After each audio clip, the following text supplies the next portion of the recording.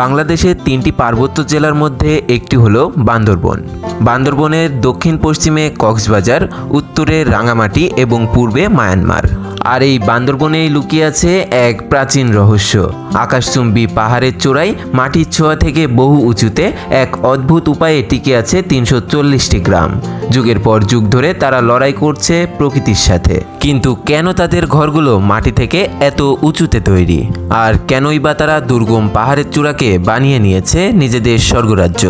আজ আমরা প্রবেশ করতে যাচ্ছি বান্দরবনের দ্বিতীয় বৃহত্তম আদিবাসী জনগোষ্ঠী মোরংদের সেই বৈচিত্র্যময় রহস্য ঘেরা আর রোমাঞ্চকর জীবনে, যা হয়তো এর আগে আপনি কখনো দেখেননি।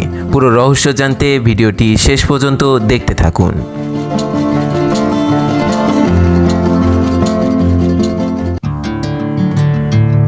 মোরংদের পাড়ায় ঢুকলেই চোখে পড়বে এক অদ্ভুত সুন্দর দৃশ্য।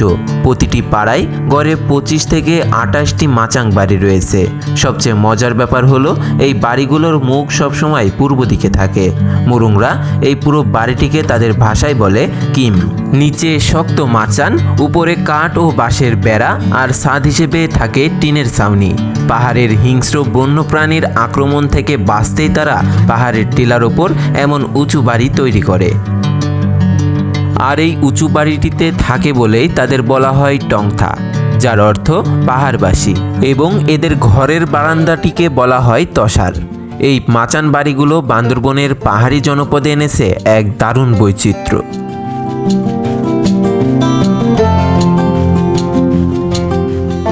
পাহাড়ের চূড়ায় মাচান বাড়ি আর তার ভেতরে জ্বলতে থাকা উনুনের আগুন, এই নিয়ে গড়ে ওঠে মোরংদের সংসার। মোরংরা তাদের রান্নাঘরকে বলে কিমতম। এই কিমতমের গল্পটা কিন্তু বেশ বৈচিত্র্যময়। আমাদের সমতল বাড়িগুলোতে রান্নাঘর আলাদা হলেও মোরংদের এই কিমতম কক্ষটি একাধারে রান্নাঘর, খাবার ঘর এবং পরিবারের অবিবাহিত সদস্যদের ঘুমানোর জায়গা। অর্থাৎ রাতের বেলায় উনুনের আগুন যখন নিভে আসে, তখন এই উষ্ণ ঘরটি হয়ে ওঠে তরুণদের নিরাপদ আশ্রয়। আর বিবাহিতরা তাদের ছোট সন্তান নিয়ে থাকেন পাশের ঘরে, যার নাম কিমতামা। মোরং সংস্কৃতির অন্যতম সুন্দর অংশ হলো তাদের ঐতিহ্যবাহী পোশাক। মেয়েরা নিজেদের কোমর তাঁতে বুনে নেয় ওয়াংলাই আর ওয়ানচা নামের চমৎকার রঙিন পোশাক। মোরং সমাজের আরেকটি বৈশিষ্ট্য হলো এখানকার মেয়েরা ছেলেদের চেয়ে অনেক বেশি পরিশ্রমী। সকালের রান্নাবান্না, ঘরের কাজ থেকে শুরু করে পাহাড়ের ঝুম ক্ষেতের কঠিন কাজ, সব কিছু তারা হাসি মুখে একাই সামলে নেয়।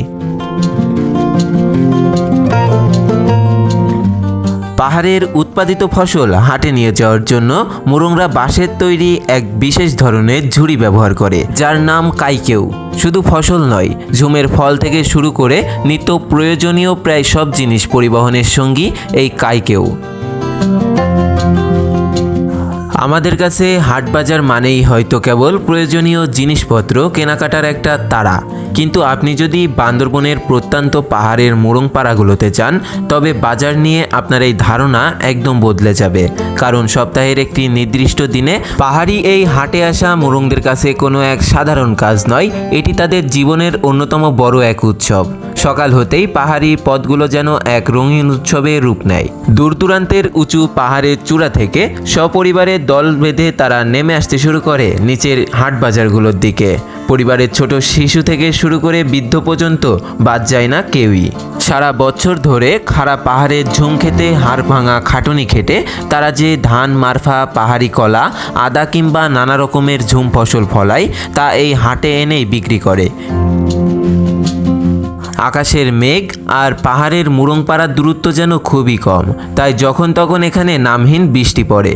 বর্ষার রিমঝিম বৃষ্টিতে ধুয়ে পাহাড়ি প্রকৃতি যেন আরও সবুজ, আরও স্নিগ্ধ হয়ে ওঠে। তবে বৃষ্টির কারণে কিন্তু মোরংদের জীবন থেমে থাকে না। বৃষ্টি মাথায় নিয়েই মেয়েরা ঘরের কাজ সারে। আগে দূর পাহাড়ের ঝিরি থেকে পানি আনা ছিল খুবই কষ্টের, কিন্তু এখন পাড়ায় পাড়ায় আধুনিক চাপ কল বসেছে, ফলে পানি সংগ্রহে সেই পুরনো কষ্ট অনেকটাই কমেছে। আপনি কি জানেন মোরংরা সাজগোজ করতে কতটা ভালোবাসে? ছোট থেকে বড় সব বয়সের মোরং মেয়েরাই সেজেগুজে থাকতে পছন্দ করে। শুধু মেয়েরাই নয়, মোরং ছেলেরাও কিন্তু কম যায় না।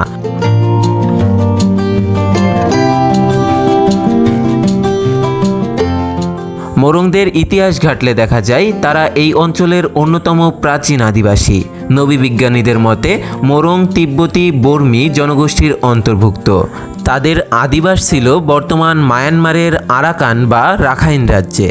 একসময় আরাকান রাজ দরবারের মোরংদের বেশ প্রভাবশালী ভূমিকা ছিল, কিন্তু চতুর্দশ থেকে পঞ্চম শতাব্দীর দিকে আরাকানের অন্যতম শক্তিশালী জনগোষ্ঠীর সাথে যুদ্ধে এবং রাজনৈতিক পরিবর্তনের কারণে তারা বাধ্য হয়ে বর্তমান বাংলাদেশের পার্বত্য চট্টগ্রাম অঞ্চলে চলে আসে।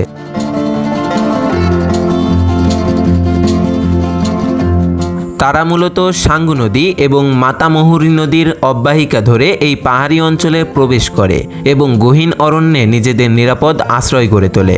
আজ থেকে প্রায় 400 কিংবা 500 বছর আগে থেকেই তারা এই পাহাড়ের স্থানীয় বাসিন্দা। সময়ের সাথে সাথে মোরংদের জীবনে আধুনিকতার ছোঁয়া লাগলেও তাদের জীবনযাত্রা এখনও অত্যন্ত সহজ সরল, কর্মনিষ্ঠুর এবং সম্পূর্ণ প্রকৃতি নির্ভর। প্রকৃতির রং আর রূপ দেখেই এখানে শিশুরা বেড়ে ওঠে। ঐতিহ্যের এই ধারা আর বৈচিত্র্যময় জীবন সত্যিই বান্দরবনের মোরং সমাজকে এক অন্যান্য রূপ দিয়েছে। কেমন লাগলো আমাদের আজকের এই ভিডিও? কমেন্ট করে জানান আপনার মূল্যবান মন্তব্য। পাহাড়ের এমন চমৎকার গল্প জানতে লাইক ও সাবস্ক্রাইব করে আমাদের সাথেই থাকুন। ভালো থাকবেন, সুস্থ থাকবেন। আল্লাহ হাফেজ।